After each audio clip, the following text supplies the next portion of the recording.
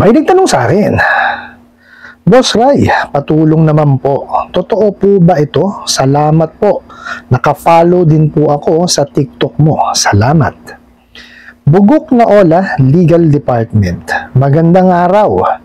Kami ay inaabisuhan ka sa ngayon na makapag-usap ng maayos patungkol sa iyong utang dito sa Bugok na Ola, sapagkat nananatiling hindi bayad ang iyong inutang. Bilang paalala sa iyong obligasyon sa pamahalaan ng batas ng Pilipinas sa ilalim ng Republic Act number 9510, Credit Information System Act or KISA. Ipapadala ng aming legal team ang iyong pangalan sa isang higher legal department. Inaasahan namin ang iyong kooperasyon. Salamat. Alright, napakagandang katanungan po nito. Pero bago natin sasagutin, imbitahan ko muna sana kayo na pakisuportahan po sana aking mga social media accounts sa YouTube, Facebook, and TikTok. Alright, tumira na naman tong bugok ng mga ulan na to. Hindi ako naniniwala na galing ng legal department to. Patutunayan mo natin mamaya. Okay, bago natin sasagutin, maraming salamat po sa panonood niyo po sa aking mga videos, and maraming salamat po sa pag-follow niyo po sa aking TikTok account. Okay, ito patutunayan ko sa inyo, hindi galing sa abogado to. Okay, may sinasabi ho kasi siya rito na bilang paalala daw po sa inyong obligasyon, okay, sa pamahalaang batas ng Pilipinas sa ilalim ng Republic Act 9510 or the Credit Information System Act or yung KISA. Ano kinalaman nun? Diba? Kasi putol eh. Bakit? Bigla siyang may nilagay na ipapadala ng aming legal team ang iyong pangalan sa higher legal department. Walang continuity yung yung message eh. Ngayon, ano ho yung paalala sa iyong obligasyon at anong kinalaman nun sa article sa Republic Act 9510? Di po ba? Ito ho lang yan eh. Ito kasing Republic Act 9510, ito po yung batas na nagtatatagbo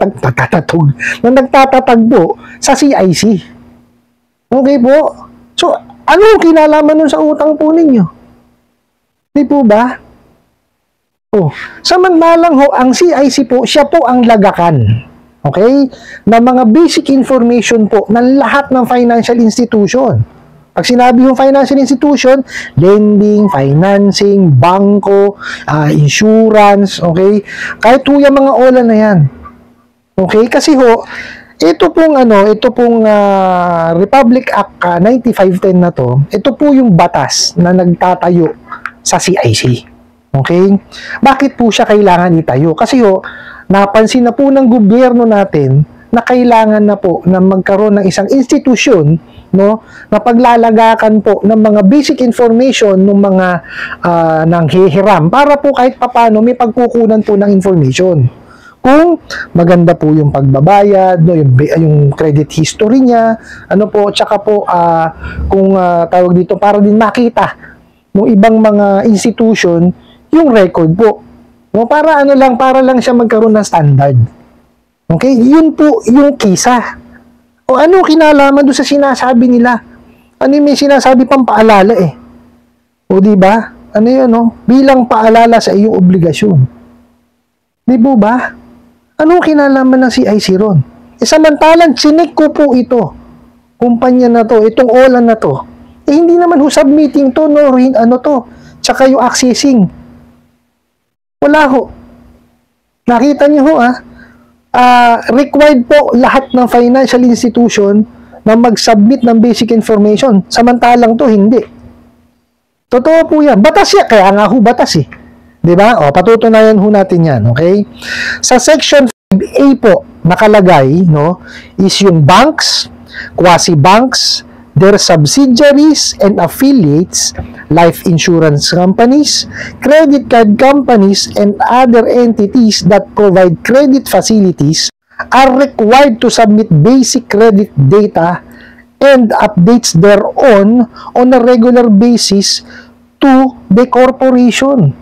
Nakita nyo, required. Anak ng titing. Tapos ito, nung chinek ko sa submitting entity, wala. Nakita nyo? Maski sa accessing, wala din po. Tapos kalakas-lakas ng loob nitong tarantado na to, na ilagay pa dun sa mensahe nila yung yung KISA. Di ba? Napakarami yung batas na nilabag itong mga abusadong online lending apps na to. Okay? At hindi lang po 'yon, no? Nung chinek ko rin po siya dun sa recorded online lending platform, no? Meron po siyang asterisk. Ang nakalagay po doon, with pending case for resolution. O, nakita nyo? Abusadong talaga. Oh. So, ibig sabihin, talagang na siya, kilala or notorious na sa panghaharas. Oh, nakita nyo po? Kaya itong mga ganitong klase ng mensahe po is isinasantabi po yan. Hindi ho kailangan isa walang bahala. Isasantabi nyo po siya. Kasi ganito ho gawin ninyo. Pag may na-receive kayo mga ganitong klase ng mensahe, i-check nyo. Kagaya ho nun, ano ho kailangan nyo i-check? Di po ba? Yung Republic Act 9510. Di po ba? So ano po ba yung Republic Act 9510? Basahin nyo po. May kinalaman po ba siya doon sa utang ninyo? Wala eh. Di po ba? Malalagay po kayo doon kung itong mga to is submitting entity. Eh, chinig ko po hindi. Oh, bakit nyo kailangan ilagay doon sa mensahe? Oh, ito pa po. Mayroon pa isang kagaguhan to. Ipapadala ng aming legal team ang iyong pangalan sa isang higher legal department. Ano raw? Meron pa bang higher legal department? O, baka gusto nilang ipahiwatig dito is yung korte. O, maliwanag po, no? Sa utos ng korte na bago mapunta sa kanila yan. Okay? Kailangan lahat po ng pamamaraan sa paniningil is na-exhaust na. O, kung yun sa inyo po, malamang to, araw pa lang o buwan eh. O, di ba? Dapat lahat ng pamamaraan ng paniningil na gawa na nila. May na-receive nabisita na ho ba kayo sa bahay? O, nabigyan na ho ba kayo ng demand letter? Di po ba? O, tawag dito, na-transfer na po ba yung inyong account sa collection agency? Kasi yung mga pamamaraan yun eh. O, nagkaroon na po ba ng payment plan na in-offer sa inyo? Di po ba? Dapat mga ganun. Kasi ang paniningil po, hindi ho yan yung takutan. Dapat ho yan, mainam kayo nag-uusap. No, dapat meron kayong magkakaroon ng kasunduan. Hindi ho basta-basta ang kala ho nila siguro, ganun lang paniningil, ipatakutan. Hindi ho. Kailangan ho yan, meron kayong constant communication. Tsaka hindi ho dapat nananakot.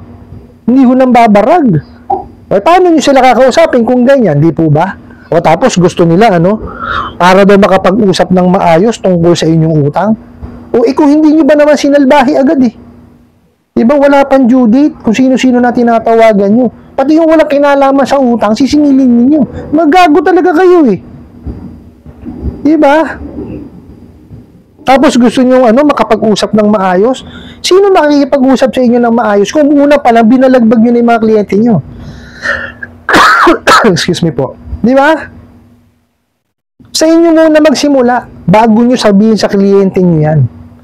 Di ba? Tsaka huwag kayong maglalagay sa mensahe nyo nang walang kinalaman. Di ba? Kung submitting entity kayo, o di sabihin nyo na, hindi ko kayo nakabayad, marireport po yung inyong pangalan. Hindi yung kagayang ganyan, bilang paalala sa inyong obligasyon.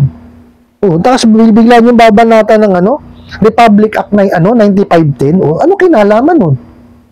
Di ba? Doon ko siya nagpadala, isang tabi nyo lang po ito. Ngayon, mag-focus ka ngayon kung saan, doon po sa inyong hanap buhay. Kasi po, para po kayo makapag-ipon at makapagbayad niya sa mga bugok na yan. Yun ang importante. Okay? Huwag niyo masyadong bigyan ng attention yung mga walang katuturang bagay, kagaya niya mga ganyang klaseng mensahe. No? Gawin niyo pagka naka-receive kayo ng ganyan, i-research niyo po. Okay? Huwag niyo takutin muna ang sarili po ninyo. Ang importante po malaman niyo kung ano pinadala sa inyong mensahe. Gumawa tayo na sarili natin due diligence na alamin kung ano yun, bago tayo matakot. Okay po? Pangalawa, mag-concentrate kayo dun sa trabaho po ninyo.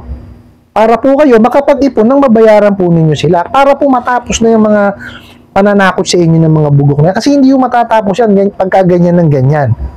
Lalo kung nervyoso kayo o nervyosa, di po ba? So, ganun lang, dire-diretso lang ang gagawin nila sa inyo. Kaya po, pag-ipunan po ninyo siya at saka niyo po siya bayaran. Ano po?